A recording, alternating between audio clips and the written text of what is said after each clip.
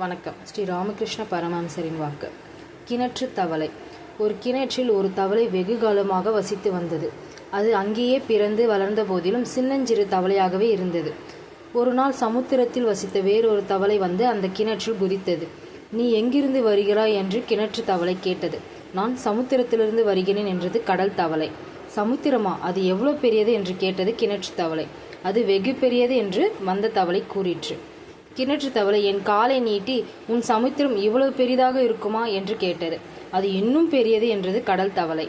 கிணற்று தவளை அப்பால் கிணற்றின் ஒரு பக்கத்தில் இருந்து மற்றொரு பக்கத்திற்கு தாண்டி குதித்து, உனது கடல் இவ்வளவு பெரிதாக இருக்குமா என்று கேட்டது. நண்பா, கிணற்றை கடலுக்கு எப்படி ஒப்பிட முடியும் என்று கேட்டது கடல் தவளை.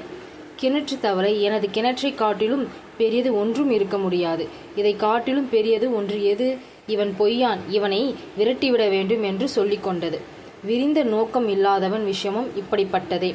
அவன் தனது சிறிய கிணற்றில் உட்கார்ந்து கொண்டு முழு உலகமும் தனது கிணற்றினை காட்டிலும் பெரியதென்று நினைக்கிறான். நன்றி.